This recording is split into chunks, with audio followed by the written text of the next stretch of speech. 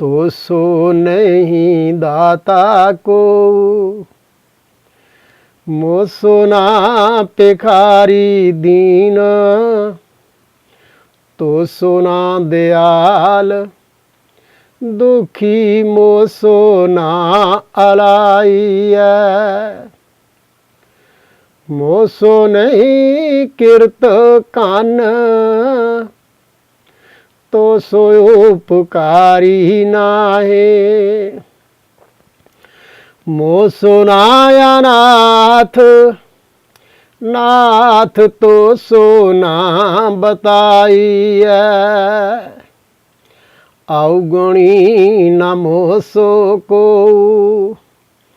गुणवान तो सो नहीं, जप तप व्रत मोह में एक नहीं पाई है। कब आयो है शरण, गए ताए कह चरण। गुरु तारण तरण, निज हाथ दे बचाइए। गुरु तारण तरण, निज हाथ दे बचाइए। जपो जी सतनाम, श्री वाहेगुरु। वाहेगुरु जी का खालसा, वाहेगुरु जी की फतेह। परम सन्मानयोग गुरु खालसा साध संगत जीओ, मन बिरतियां एकाग्र करो, सुरत नूं बार जाण तो रोको। लड़ीवार गुर इतिहास की कथा ते समीख्या आप रोजाना ही सरवण करदे हो। श्री गुरु नानक प्रकाश ग्रंथ की बाणी के आधार ते ये लड़ीवार गुर इतिहास जो गुरु नानक साहब जी महाराज के जीवन नाल संबंधित है, ये मैं आप जी नूं रोजाना ही सरवण कराउंदा हाँ। पहले प्रकरण दे विच आप जी ने ये इतिहास सरवण कीता सी कि गुरु नानक साहब जी महाराज सच्चा सौदा करन गए और श्री गुरु नानक प्रकाश ग्रंथ का वो 14वां अध्याय सी। सतगुरु जी उस वक्त ते भगती लहर की एक शाखा पंजाबी शाखा सी, जिस दी अगवाई स्वामी संतरेन करके करते सन। उन्हां दिनां विच अकाल पै गया होण करके ये भगती लहर के साधुआं दे आश्रम के खर्चे रुक गए हुए सन, कारगुजारी सारी रुक गई हुई सी। और सतगुरु गुरु नानक साहब जी महाराज ने यह अनुभव कर लिया कि जे भगती लहर की इस शाखा ने काम करना छड़ दिता तो देश की आज़ादी का बहुत नुकसान होवेगा। क्यों करके जिन्ने जरवाने ने बाहरों आए हुए ने, मुगल होण चाहे लोधी होण चाहे पुर्तगेज होण, कोई भी होवे, वो हिंदुस्तान नूं लुट्टण ही आए सन। इत्थे राज भी करते रहे तो लुट लुट के पिछे नूं ही ले जाते रहे। और उन्हां दे हदों वध जुल्मां तो निजात पाउण लई भगत लहरां उठियां सन। उठियां ते यूपी बनारस विचों सन, पर पंजाब की जिहड़ी पंजाबी शाखा सी ये स्वामी संतरेण की अगवाई हेठां काम करती सी। ते स्वामी संतरेण जी आप जद्दी पुश्ती पंजाब की धरती के जंपल सन, सियालकोट जिले के। एक कथा मैं तुहानूं 14वें अध्याय दे विच करीबन सारी सरवण करा चुका हाँ। गुरु नानक साहब जी महाराज की मेल मुलाकात इस संप्रदा दे नाल होण तो उपरंत ये जिहड़ी भगती लहर की शाखा सी ना, इन्हां ने सतगुरु गुरु नानक साहब जी महाराज नूं अपना गुरु स्थापन कर लिया सी। जदों इन्हां ने गुरु मान लिया तो आप सिख बन गए तो भगती लहर का नाम जिहड़ा है दुनिया दे विच सिख लहर करके उजागर होण लग पिया। इस ढंग दे नाल सिख लहर जिहड़ी है एक क्रांतिकारी लहर के रूप में उभर के सामने आउण लग पई। अजे गुरु नानक साहब जी ਇਸ ਭਗਤੀ ਲਹਿਰ ਨੂੰ ਸਿੱਖ ਲਹਿਰ ਵਿੱਚ ਕਨਵਰਟ ਕਰਕੇ ਤੇ ਆਪ ਆਪਣੀ ਰਹਿਨਮਾਈ ਦੇ ਕੇ, ਜਾਣੀ ਕਿ ਉਹਨਾਂ ਦੇ ਗੁਰੂ ਬਣ ਕੇ ਵਾਪਸ ਆਏ ਨੇ। ਤੇ ਘਰ ਪਰਿਵਾਰ ਨੇ ਉਹਨਾਂ ਦੇ ਸਨਮਾਨਯੋਗ ਪਿਤਾ ਮਹਿਤਾ ਕਾਲੂ ਜੀ ਨੇ ਇਸ ਗੱਲ ਤੇ ਕੀ ਇਤਰਾਜ਼ ਕੀਤਾ, ਕਿਹੋ ਜਿਹਾ ਵਿਵਹਾਰ ਹੋਇਆ ਗੁਰੂ ਨਾਨਕ ਦੇਵ ਜੀ ਨਾਲ, ਇਹ ਤੁਸੀਂ ਸਾਰੀ ਕਥਾ ਤੇ ਉਸ ਦੀ ਸਮੀਖਿਆ 15ਵੇਂ ਅਧਿਆਏ ਵਿੱਚ ਸਰਵਣ ਕਰੋ। ਇਹ ਮੈਂ 15ਵਾਂ ਅਧਿਆਏ ਹੁਣ ਸ਼ੁਰੂ ਕਰਨ ਲੱਗਾ ਹਾਂ। ਸ਼੍ਰੀ ਬਾਲਾ ਸੰਦਰਵਾਚ। ਇਹ ਕਥਾ ਜੋ ਸ਼੍ਰੀ ਗੁਰੂ ਨਾਨਕ ਪ੍ਰਕਾਸ਼ ਵਿੱਚ ਦਰਜ ਹੈ, ਇਹ ਸਾਰੀ ਕਥਾ ਜਨਮ ਸਾਖੀਆਂ ਦੇ ਆਧਾਰ ਤੇ ਬਹੁਤੀ ਨਿਰੂਪਣ ਹੋਈ ਹੈ। ਤੇ ਜਨਮ ਸਾਖੀ ਪੁਰਾਤਨ ਜਨਮ ਸਾਖੀ ਮੰਨੀ ਜਾਂਦੀ ਹੈ ਕਿ ਉਹ ਭਾਈ ਬਾਲੇ ਤੋਂ ਸੁਣ ਕੇ ਲਿਖਵਾਈ ਗਈ ਸੀ, ਸੁਣਾਈ ਸੀ। ਸਾਰੀ ਕਥਾ ਗੁਰੂ ਨਾਨਕ ਦੇਵ ਜੀ ਦਾ ਜੀਵਨ ਸਾਰਾ ਸੁਣਾਇਆ ਸੀ ਸ਼੍ਰੀਮਾਨ ਭਾਈ ਬਾਲਾ ਜੀ ਨੇ। ਸੰਧੂ ਗੋਤ ਦੇ ਇਹ ਜੱਟ ਸਨ, ਤਲਵੰਡੀ ਦੇ ਰਹਿਣ ਵਾਲੇ ਸਨ। ਲਿਖਵਾਇਆ ਸੀ ਸਾਰਾ ਹੀ ਇਹ ਬਿਰਤਾਂਤ ਗੁਰੂ ਅੰਗਦ ਸਾਹਿਬ ਜੀ ਨੇ। ਗੁਰੂ ਅੰਗਦ ਸਾਹਿਬ ਜੀ ਦੀ ਹਜ਼ੂਰੀ ਵਿੱਚ ਸ਼੍ਰੀ ਖਡੂਰ ਸਾਹਿਬ ਵਿਖੇ ਭਾਈ ਬਾਲਾ ਜੀ ਇਹ ਕਥਾ ਸਰਵਣ ਕਰਾ ਰਹੇ ਨੇ। ਇਹ ਪੈੜਾ ਨਾਮ ਦਾ ਇੱਕ ਗੁਰੂ ਕਾ ਨਿਕਟਵਰਤੀ ਸਿੱਖ ਸੀ ਗੁਰੂ ਅੰਗਦ ਸਾਹਿਬ ਜੀ ਦਾ। ਇਸ ਨੇ ਗੁਰੂ ਅੰਗਦ ਸਾਹਿਬ ਜੀ ਦੀ ਆਗਿਆ ਦੇ ਅਨੁਸਾਰ ਇਹ ਸਾਰੀ ਕਥਾ ਲਿਖੀ ਹੈ। ਚੌਪਈ। ਜਬ ਹਮ ਗਮਨੇ ਤਿਨ ਕਉ ਤਿਆਗੀ, ਬੋਲੇ ਸੰਤ ਗਿਰਾ ਅਨੁਰਾਗੀ। ਸ਼੍ਰੀਮਾਨ ਭਾਈ ਬਾਲਾ ਜੀ ਗੁਰੂ ਅੰਗਦ ਸਾਹਿਬ ਜੀ ਨੂੰ ਕਹਿੰਦੇ ਨੇ, ਇਹ ਪਾਤਸ਼ਾਹ, ਮੈਂ ਤੇ ਗੁਰੂ ਨਾਨਕ ਸਾਹਿਬ ਜੀ ਜਦੋਂ ਆਪਣੇ 20 ਰੁਪਇਆਂ ਦੀ ਰਾਸ਼ੀ ਜਿਹੜੀ ਹੈ ਉਸ ਭਗਤੀ ਲਹਿਰ ਦੇ ਸੰਤ ਸਾਧੂਆਂ ਦੀ ਕਾਰਗੁਜ਼ਾਰੀ ਨੂੰ ਮੁੜ ਸੁਰਜੀਤ ਰੱਖਣ ਵਾਸਤੇ ਖਰਚ ਕਰਕੇ ਉਹਨਾਂ ਦੇ ਉੱਪਰ ਵਾਪਸ ਮੁੜੇ ਨਾ। ਆਰਬਲ ਲਗ ਬਾਲ ਸੋ ਚਾਲੀ, ਗਿਰਾ ਵਿਰਾਗ ਭਗਤ ਭਲ ਸਾਲੀ। ਉਹਦੇ ਨਿਕਟਵਰਤੀ ਸਾਥੀ ਪੁੱਛਦੇ ਨੇ ਸਵਾਮੀ ਸੰਤਰੇ ਨੂੰ, ਸਵਾਮੀ ਜੀ ਇਹ ਬਹੁਤ ਛੋਟੀ ਉਮਰ ਦੇ ਮਹਾਂਪੁਰਖ ਸਾਡੇ ਕੋਲ ਆਏ ਨੇ। ਇਹਨਾਂ ਦਾ ਮੱਥਾ ਬੜਾ ਧਮਕਦਾ ਸੀ, ਇਹਨਾਂ ਦੇ ਬੋਲ ਚਾਲ, ਇਹਨਾਂ ਦੇ ਵਿਵਹਾਰ ਤੋਂ ਪ੍ਰਗਟ ਹੁੰਦਾ ਸੀ ਕਿ ਜਿਵੇਂ ਨਾ ਇਹਨਾਂ ਨੂੰ ਖੁਦਾ ਨੇ, ਪਰਿਪੂਰਨ ਪਰਮਾਤਮਾ ਨੇ ਬਖਸ਼ਿਆ ਹੋਵੇ। ਤੁਮ ਸੋ ਆਨ ਕੀਨ ਬਹੁ ਭਾਓ, ਮਿਰਦੁਲ ਕਿਰਪਾਲ ਵਿਸਾਲ ਸੁਭਾਓ। ਉਹਨਾਂ ਨੇ ਵਿਸ਼ੇਸ਼ ਸਾਡੇ ਕੋਲ ਹੀ ਆਣ ਕੇ ਤੁਹਾਡੇ ਨਾਲ ਬਹੁਤ, ਸਵਾਮੀ ਸੰਤ ਰਹਿਣ ਦੀ ਗੱਲ ਕਰ ਰਹੇ ਨੇ ਕਿ ਤੁਹਾਡੇ ਨਾਲ ਗੁਰੂ ਨਾਨਕ ਸਾਹਿਬ ਜੀ ਮਹਾਰਾਜ ਨੇ ਵਿਸ਼ੇਸ਼ ਭਾਵ ਕੀਤਾ ਹੈ, ਜਾਣੀ ਕਿ ਪ੍ਰੇਮ ਪ੍ਰਗਟਾਇਆ ਹੈ। ਉਹਨਾਂ ਦੇ ਮਿੱਠੇ ਬੋਲ ਲੱਗਦੇ ਸਨ ਜਿਵੇਂ ਉਹ ਕਿਰਪਾਲੂ ਦਾਤੇ ਦੇ ਭੇਜੇ ਹੋਏ ਨੇ ਤੇ ਸਾਡੇ ਤੇ ਕਿਰਪਾ ਕਰਨ ਆਏ ਨੇ। ਇੰਨਾ ਕਿਰਪਾਲੂ ਸੁਭਾਵ ਸੀ ਉਹਨਾਂ ਦਾ। ਭੋਜਨ ਸੌਜ ਆਨ ਜਬ ਬੈਸੇ, ਚੱਲਣ ਰਜਾਏ ਦੀਨ ਤੁਮ ਕੈਸੇ। ਇੱਕ ਸਵਾਲ ਕੀਤਾ ਕਿ ਜਦ ਗੁਰੂ ਨਾਨਕ ਸਾਹਿਬ ਜੀ ਮਹਾਰਾਜ ਨੇ 20 ਰੁਪਇਆਂ ਦੀ ਸਮੱਗਰੀ ਸਾਡੇ ਆਸ਼ਰਮ ਵਾਸਤੇ, ਅਸੀਂ 7 ਦਿਨਾਂ ਤੋਂ ਭੁੱਖੇ ਬੈਠੇ ਹੋਏ ਸਾਂ, ਔਰ ਜੇ ਥੋੜਾ ਸਮਾਂ ਉਹ ਹੋਰ ਨਾ ਆਉਂਦੇ ਤੇ ਸਾਡੇ ਵਿੱਚੋਂ ਹੋ ਸਕਦਾ ਸੀ ਭੁੱਖ ਦੇ ਦੁੱਖ ਨਾਲ ਕੋਈ ਚੱਲ ਹੀ ਵੱਸਦਾ।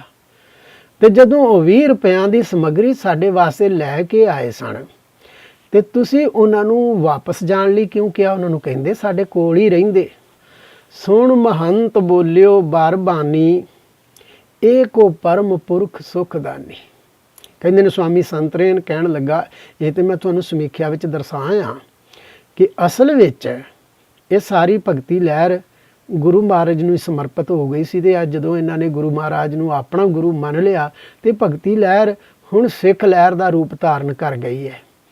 ਮਗਰ ਉਹ ਸਵਾਮੀ ਸੰਤਰੇਨ ਨੂੰ ਜਦੋਂ ਉਹਦੇ ਨਿਕਟਵਰਤੀ ਸਾਥੀ ਪੁੱਛਦੇ ਨੇ ਤੇ ਉਹ ਮਹੰਤ ਕਹਿਣ ਲੱਗਾ, ਬੜੀ ਸ੍ਰੇਸ਼ਟ ਬਾਣੀ ਬੋਲਦਿਆਂ ਹੋਇਆਂ ਕਹਿਣ ਲੱਗਾ, ਤੁਸੀਂ ਨਹੀਂ ਜਾਣਦੇ, ਮੈਂ ਆਪਣੀ ਅਨੁਭਵ ਦੀ ਅੱਖ ਨਾਲ ਮਹਿਸੂਸ ਕੀਤਾ ਹੈ ਕਿ ਇਹ ਜਿਹੜੇ ਸਾਡੇ ਕੋਲ ਆਏ ਨੇ ਪਰਮ ਪੁਰਖ ਨੇ, ਦੁਨੀਆ ਨੂੰ ਸੁੱਖ ਦੇਣ ਵਾਸਤੇ ਆਏ ਹੋਏ ਨੇ। ਇਹ ਕੋ ਪਰਮ ਪੁਰਖ ਸੁਖਦਾਨੀ, ਕਲਾਵਾਨ ਗਿਆਨੀ ਗੁਣ ਖਾਨੀ। ਇੰਨੇ ਅਜ਼ਮਤਵਾਨ ਨੇ, ਉਹਨਾਂ ਵਿੱਚ ਇੰਨੀ ਆਤਮ ਸ਼ਕਤੀ ਹੈ ਤੇ ਗੁਣਾਂ ਦੀ ਖਾਨ ਨੇ, ਜਿਸ ਦੇ ਨਾਲ ਬੋਲਣਗੇ, ਜਿਸ ਦੇ ਨਾਲ ਸੁਣਨਗੇ, ਜਿਸ ਕੋਲ ਬੈਠਣਗੇ ਉਸ ਦਾ ਪਾਰ ਉਤਾਰਾ ਕਰ ਦੇਣਗੇ। ਕਲਾਵਾਨ ਗਿਆਨੀ ਗੁਣ ਖਾਨੀ, ਦੁਰਿਓ ਰਹਿ ਗਤ ਪਰੇ ਨਾ ਜਾਣੀ। ਅਜੇ ਉਹ ਛੁਪਿਆ ਹੋਇਆ ਮਹਾਂਪੁਰਖ ਹੈ। ਦੁਰਿਓ ਰਹਿ ਜਾਣੀ ਅਜੇ ਛੁਪਿਆ ਹੋਇਆ ਏ, ਅਜੇ ਤੁਹਾਨੂੰ ਉਸ ਦੀ ਆਤਮ ਸ਼ਕਤੀ ਦਾ ਪਤਾ ਨਹੀਂ ਲੱਗਣਾ ਉਹਦੇ ਵਿੱਚ ਕੀ ਹੈ ਉਸ ਦੀ ਗਤੀ ਨੂੰ ਤੁਸੀਂ ਜਾਣ ਨਹੀਂ ਸਕਣਾ।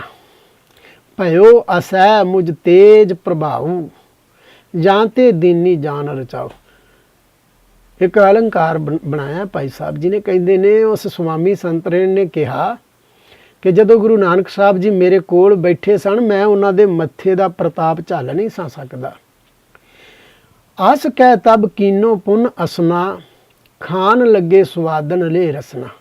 ਕਹਿੰਦੇ ਨੇ ਗੁਰੂ ਨਾਨਕ ਸਾਹਿਬ ਜੀ ਦੇ ਵਾਪਸ ਆ ਜਾਣ ਤੋਂ ਬਾਅਦ ਚੰਗੇ ਚੰਗੇ ਭੋਜਨ ਤਿਆਰ ਹੋਣ ਲੱਗ ਪਏ। ਆਸ਼ਰਮ ਦੇ ਵਿੱਚ ਸਾਰੀ ਸਮੱਗਰੀ ਪਹੁੰਚ ਗਈ ਹੋਈ ਸੀ। ਉਹ ਜਿਹੜੇ ਭੁੱਖੇ ਸਾਧੂ ਬੈਠੇ ਹੋਏ ਸਨ ਕਈ ਦਿਨਾਂ ਤੋਂ, ਵੀ ਉਹਨਾਂ ਨੂੰ ਕੋਈ ਭੋਜਨ ਹੱਥ ਨਹੀਂ ਸੀ ਲੱਗ ਰਿਹਾ, ਉਹਨਾਂ ਨੇ ਰੱਜ ਕੇ ਭੋਜਨ ਛਕਿਆ। ਸਿਤਾ ਘ੍ਰਿਤ ਮੇਲਿਓ ਸੰਗ ਪਾਇਸ, ਸੰਤ ਸ਼ੁਧਾਤਰ ਤ੍ਰਿਪਤੇ ਖਾਇਸ। ਸਿਤਾ ਘ੍ਰਿਤ, ਸਿਤਾ ਕਹੀਏ ਖੰਡ ਨੂੰ, ਘ੍ਰਿਤ ਕਹੀਏ ਘਿਓ ਨੂੰ, ਸੰਗ ਪਾਇਸ, ਪਾਇਸ ਕਹੀਏ ਖੀਰ ਨੂੰ। ਕਹਿੰਦੇ ਨੇ ਕਈ ਦਿਨਾਂ ਦੇ ਭੁੱਖੇ ਸਨ, ਕਾਰਗੁਜ਼ਾਰੀ ਸਾਰੀ ਰੁਕੀ ਹੋਈ ਸੀ ਆਸ਼ਰਮ ਦੀ।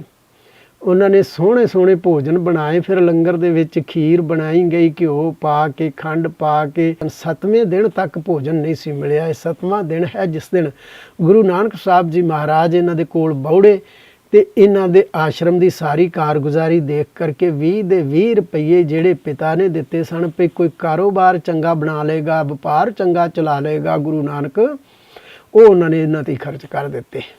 ਮਨ ਪ੍ਰਸੀਦ ਹੋਇਆ ਬਚਨ ਬਖਾਨੇ, ਇਹ ਕਰਤਾਰ ਪੱਠਿਓ ਹਮ ਜਾਣੇ।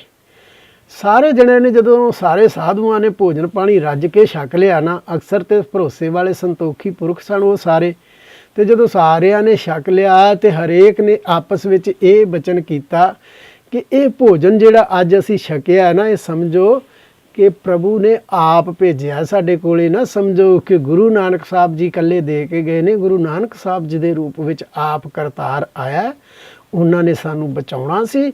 ਇਹ ਭੋਜਨ ਉਹ ਦੇ ਕੇ ਗਿਆ। ਇਹ ਭਰੋਸਾ ਹੁੰਦਾ ਹੈ, ਹਰ ਜਿਹੜਾ ਅਧਿਆਤਮਿਕ ਪੁਰਖ ਹੈ ਉਹਦਾ ਰੱਬ ਪ੍ਰਤੀ ਇਸ ਤਰ੍ਹਾਂ ਦਾ ਹੀ ਭਰੋਸਾ ਹੁੰਦਾ। ਸਭ ਕੁਝ ਮਿਲ ਜਾਏ ਤੇ ਕਹਿੰਦਾ ਇਹ ਕਰਤਾਰ ਨੇ ਮੈਨੂੰ ਦਿੱਤਾ।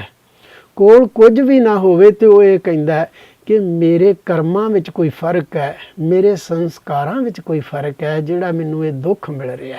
ਇਸ ਕਰਕੇ ਉਹ ਹਰ ਹਾਲਤ 'ਚ ਪ੍ਰਭੂ ਨਾਲ ਜੁੜਿਆ ਰਹਿੰਦਾ। ਨਾ ਉਹਨੂੰ ਦੁੱਖ ਡੁਲਾ ਸਕਦੇ ਨੇ, ਨਾ ਸੁੱਖਾਂ 'ਚ ਉਹ ਹੰਕਾਰੀ ਹੁੰਦਾ ਹੈ। ਕਿਦੋਂ ਸਰੀਰ ਧਾਰ ਕਰ ਤਾਰਾ, ਆਨ ਲੀਨ ਸੁਧ ਦੀਨ ਆਹਾਰਾ।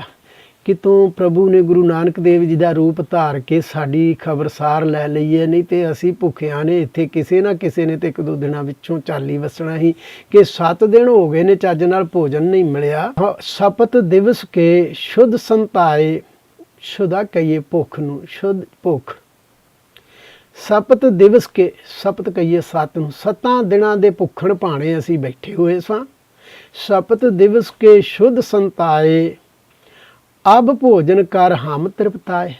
ਅੱਜ 7ਵੇਂ ਦਿਨ ਰੱਜ ਕੇ ਭੋਜਨ ਅਸੀਂ ਛਕਿਆ, ਜੀ ਵਿੱਚ ਜਾਨ ਆਈ ਹੈ, ਸਰੀਰ ਕੁਝ ਹਿੱਲਣ ਜੁਲਣ ਲੱਗਾ ਹੈ। ਇਤ ਸ਼੍ਰੀ ਨਾਨਕਪੁਰ ਦਿਸ਼ ਗਮਨੂ, ਅਰਧ ਪੰਥ ਪਹੁੰਚੇ ਗੁਣ ਭਵਨੂ। ਇੱਧਰੋਂ ਭਾਈ ਬਾਲਾ ਜੀ ਨੂੰ ਨਾਲ ਲੈ ਕੇ ਗੁਰੂ ਨਾਨਕ ਦੇਵ ਜੀ ਜਦੋਂ ਆਪਣੇ ਨਗਰ ਨੂੰ ਵਾਪਸ ਆ ਰਹੇ ਸਨ ਨਾ, ਤਲਵੰਡੀ ਨੂੰ, ਤੇ ਅੱਧਾ ਕੁ ਪੈਂਡਾ ਜਦੋਂ ਤੈਅ ਕਰ ਲਿਆ ਤੇ ਫੇਰ ਗੁਰੂ ਨਾਨਕ ਸਾਹਿਬ ਜੀ ਮਹਾਰਾਜ ਦੇ ਅੰਦਰ ਸੋਚ ਕੁਝ ਹੋਰ ਵੀ ਚੱਲਣ ਲੱਗ ਪਈ। ਅੱਧਾ ਕੁ ਪੈਂਡਾ ਤੈਅ ਕਰਕੇ ਜਦੋਂ ਰਸਤੇ ਵਿੱਚ ਪਹੁੰਚੇ ਨਾ, ਚੂੜ ਕਾਣੇ ਤੋਂ ਵਾਪਸ ਆਉਂਦਿਆਂ ਹੋਇਆਂ ਤਲਵੰਡੀ ਨੂੰ ਜਦੋਂ ਅੱਧਕ ਵਿੱਚ ਪਹੁੰਚੇ ਤੇ ਸੋਚ ਮਮੋਚਨ ਸੋਚਣ ਲੱਗੇ, ਹਟਕਤ ਚਿਤ ਪਗ ਧਰੇ ਨਾ ਆਗੇ।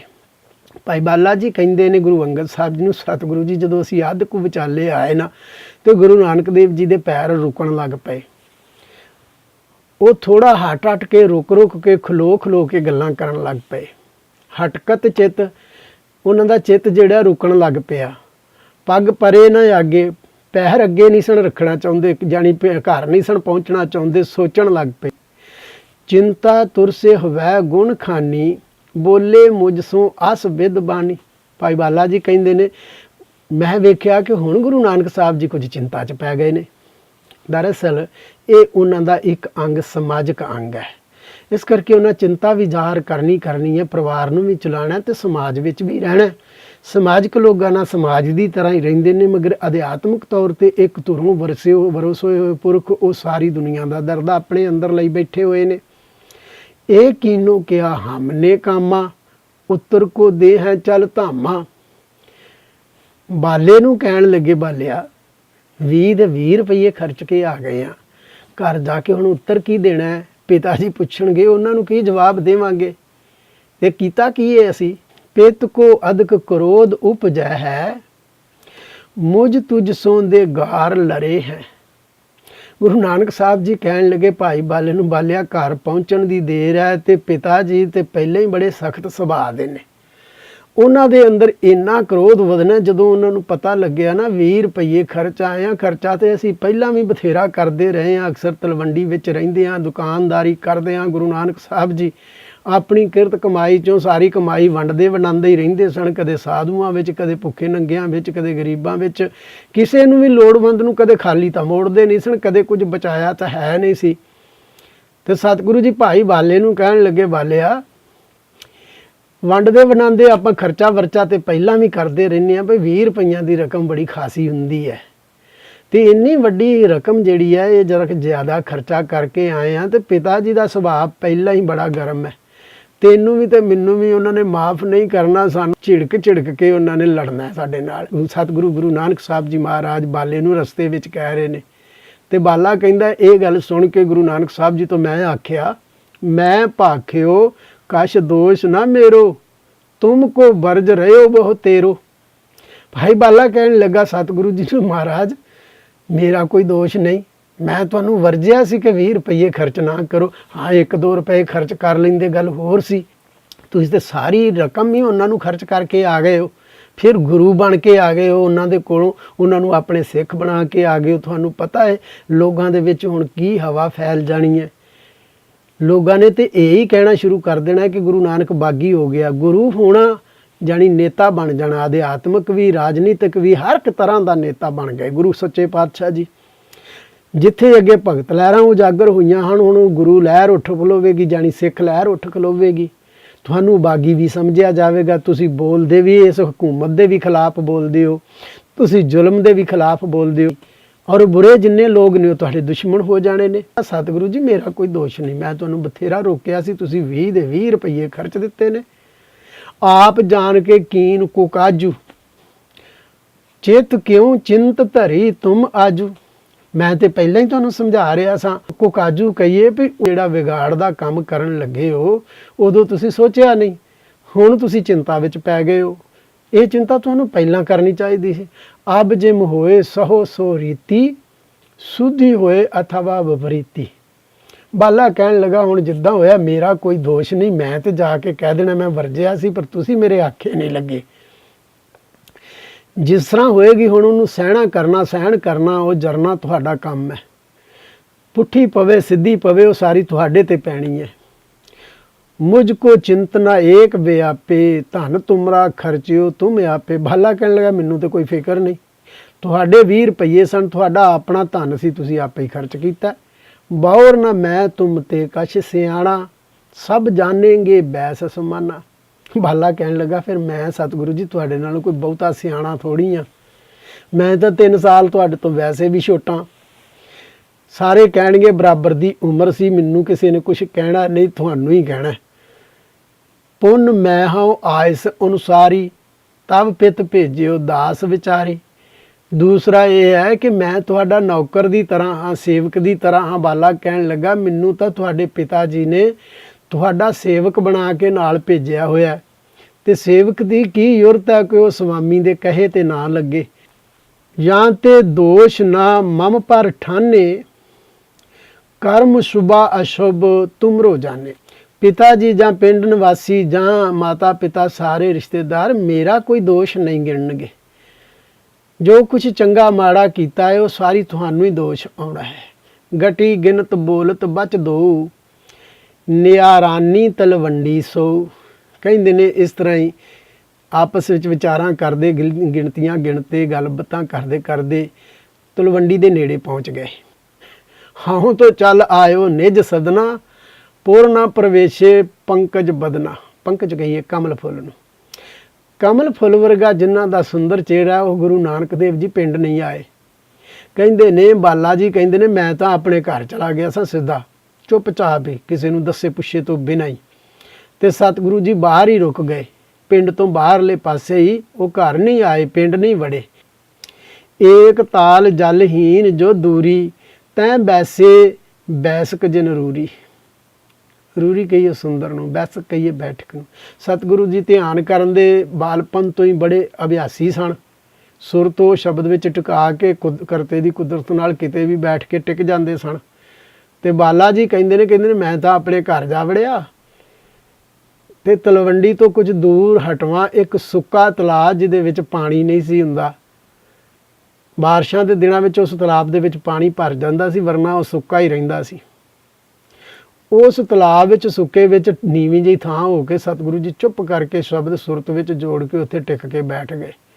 ਤੇ ਬੈਠਕ ਵੀ ਉਹਨਾਂ ਦੀ ਐਸੀ ਹੁੰਦੀ ਸੀ, ਇੱਕ ਵਾਰੀ ਟਿਕ ਜਾਣ ਫਿਰ ਨਾ ਦਿਨੇ ਦਾ ਪਤਾ ਨਾ ਰਾਤ ਦਾ ਪਤਾ। ਸੁਣਿਓ ਜਬੇ ਆਇਓ ਘਰ ਬਾਲਾ, ਭਇਓ ਹੌਲ ਕਾਲੂ ਤਤਕਾਲਾ। ਇਧਰੋਂ ਭਾਈ ਬਾਲਾ ਜੀ ਦੇ ਘਰ ਪਹੁੰਚਣ ਦੀ ਖਬਰ ਮਹਿਤਾ ਕਾਲੂ ਚੰਦ ਜੀ ਨੂੰ ਪਤਾ ਲੱਗ ਗਈ। ਪਿਤਾ ਜੀ ਨੂੰ ਜਦੋਂ ਇਹ ਪਤਾ ਲੱਗਿਆ ਕਿ ਬਾਲਾ ਇਕੱਲਾ ਹੀ ਆਪਣੇ ਘਰ ਆ ਗਿਆ, ਉਹਨਾਂ ਨੂੰ ਹੌਲ ਉੱਠਿਆ। 20 ਰੁਪਏ ਦੇ ਕੇ ਭੇਜਿਆ ਹੋਇਆ ਸੀ। 20 ਰੁਪਏ ਉਸ ਸਮੇਂ ਦੀ ਬੜੀ ਵੱਡੀ ਰਕਮ ਮੰਨੀ ਜਾਂਦੀ ਸੀ। ਤੇ ਮਹਿਤਾ ਸਾਹਿਬ ਪਹਿਲਾਂ ਹੀ ਚਿੰਤਾ 'ਚ ਸਨ। ਹੋਰ ਉਹਨਾਂ ਨੂੰ ਹੌਲ ਉੱਠਿਆ ਕਿ ਬਾਲਾ ਇਕੱਲਾ ਕਿਉਂ ਘਰ ਆਪਣੇ ਆ ਵੜਿਆ, ਮੈਨੂੰ ਵੀ ਨਹੀਂ ਮਿਲਿਆ, ਦੱਸ ਕੇ ਵੀ ਕੁਝ ਨਹੀਂ ਕਿਹਾ।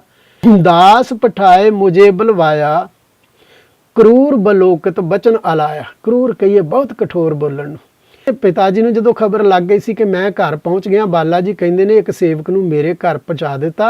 ਉਹਨਾਂ ਦਾ ਇੱਕ ਸੇਵਕ ਆਇਆ, ਮੈਨੂੰ ਬੁਲਾ ਕੇ ਮਹਿਤਾ ਸਾਹਿਬ ਦੇ ਕੋਲ ਲੈ ਗਿਆ। ਤੇ ਮੈਨੂੰ ਮਹਿਤਾ ਕਾਲੂ ਚੰਦ ਜੀ ਇੰਨਾ ਕਠੋਰ ਸਖਤ ਬੋਲਦਿਆਂ ਹੋਇਆਂ ਝਿੜਕਦਿਆਂ ਹੋਇਆਂ ਕਹਿਣ ਲੱਗੇ, ਕਹਾਂ ਕਾਰ ਖਿੱਕ ਨਾਨਕ ਕਹਿਵਾਂ। ਬਾਲਿਆ ਤੂੰ ਆਪਣੇ ਘਰ ਜਾ ਵੜਿਆ ਤੇ ਉਹ ਰੁਪਏ ਕਿੱਥੇ ਨੇ ਜਿਹੜੇ ਤੁਹਾਨੂੰ 20 ਰੁਪਏ ਦਿੱਤੇ ਸਨ? ਕਾਰਖਿਕ ਕਹੀਏ ਚਾਂਦੀ ਦੇ ਸਿੱਕਿਆਂ ਨੂੰ, 20 ਰੁਪਇਆਂ ਨੂੰ। ਕਹਾਂ ਕਾਰਖਕ ਨਾਨਕ ਕਹਿਵਾ, ਤਜਿਓ ਸੰਗ ਕਿਉਂ ਪਾਸ਼ੇ ਰਹਿਵਾ। ਉਹ ਰੁਪਏ ਕਿੱਥੇ ਨੇ ਤੇ ਨਾਨਕ ਕਿੱਥੇ ਹੈ? ਤੂੰ ਉਹਦਾ ਸੰਗ ਸਾਥ ਕਿਉਂ ਛੱਡ ਕੇ ਘਰ ਚਲਾ ਗਿਆ? ਉਹ ਪਿੱਛੇ ਕਿਉਂ ਰਹਿ ਗਿਆ? ਬਣ ਜਿਓ